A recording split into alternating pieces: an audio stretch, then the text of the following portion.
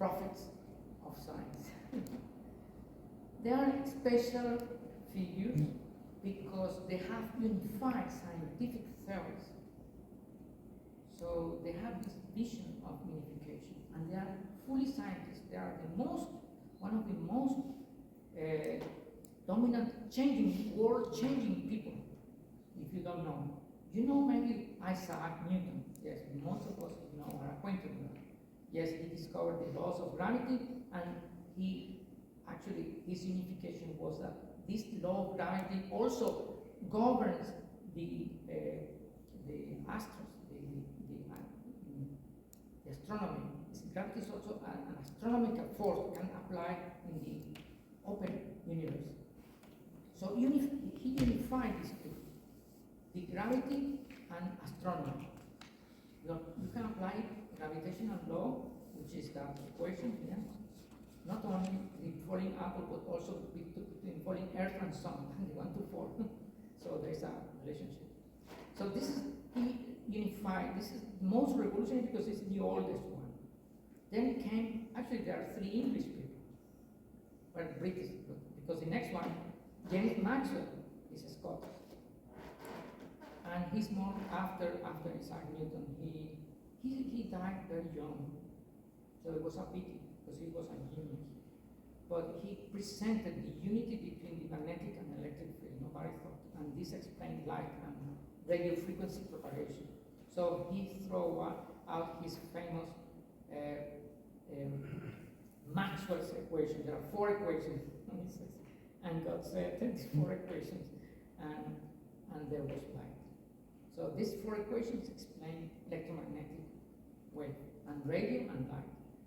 So this man was a genius. He died 49 years of age, from 31 to 71.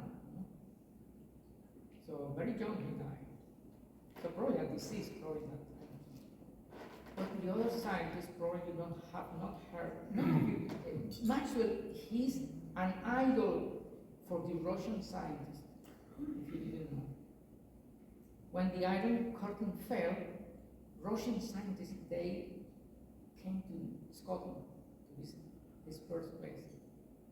So they know that. We see, I know James Maxwell because of physics, I know that. And I've been hearing this name and this equation all the time as an engineer. So, but other people have not heard of that. But without this equation, we cannot have radio communication. We cannot have many things, electric motors, and all these things.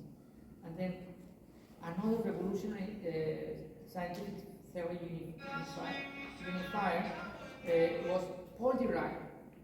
He's electrical engineering, which is in my field. I have an affinity for electrical engineering. Why? Because the founder, the late Reverend Samuel Moon, also studied electrical engineering in Japan, in Waseda University.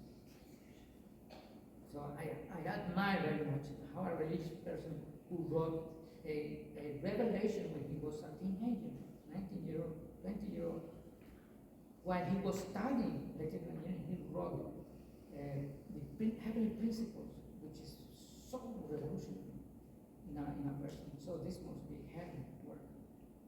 And at the same time, he completed his electrical engineering degree. But anyhow, a man with a great vision has to see all disciplines of life and humanity. So Paul Dirac, he's a special, he brought the unification of the quantum mechanics and relativity theory. Early 1933, Nobel Prize. By the time of James Maxwell, there were no Nobel Prizes. So Paul Dirac is unified quantum mechanics and relativity theory. Relativity theory was introduced by Albert Einstein. So that's another Nobel Prize. So Albert Einstein is another important figure. Another figure that I want to introduce is Nikola Tesla. Well, now you know the Tesla car has become popular, but this man is an electrical engineer, of course, and he lived in the New Yorker, if you didn't know, and the New Yorker is where I received the holy wedding with my wife. Also, the New Yorker, on another point, that he lived his last time there. So I went to Croatia and Smiljan. This is his hometown. His father was an Orthodox priest. So he was, of course, influenced by Christianity, but he has a right. Why so special is it? Well, not only his genius, but he was able to invent 308 patents. So he was not rich. He died in misery. So his vision was not that. His vision was to relieve mankind of natural suffering. So he was more humanitarian. He didn't care much about profits. And the other important, maybe after this we can have a break, is another British. So we have Nikola Tesla is from Croatia, and Albert Einstein is German, okay, and then another important scientist for the time, because he's still alive,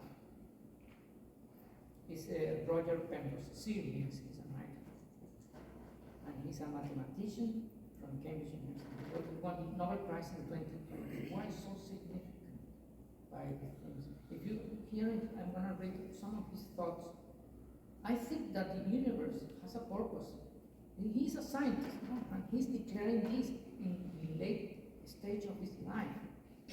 He was contemporary with Steve Hawking. They worked together in Cambridge. They Rob Elbow together.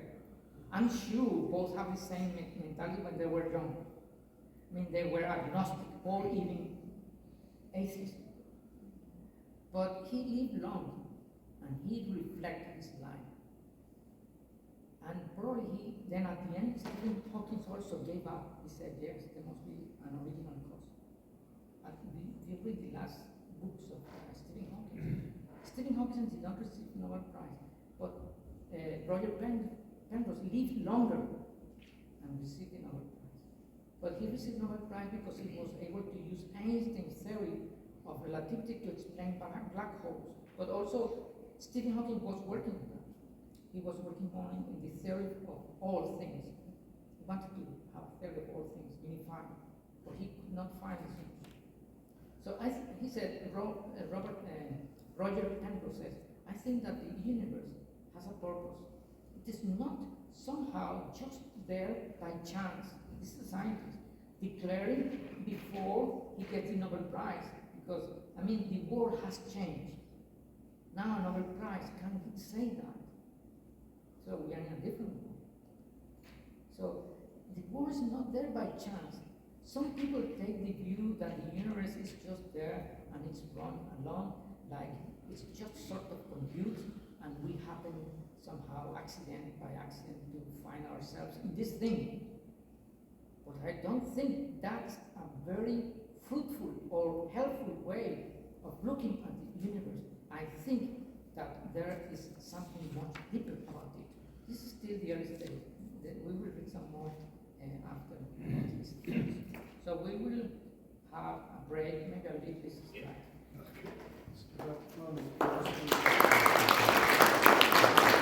Thanks very much. Well, we have tea and coffee at the, it was just getting good there, wasn't it? Oh, just getting really good. We have to take a break, so try to compose your thoughts, and if you have any questions, please make a note, and I'm sure we'll be very happy to address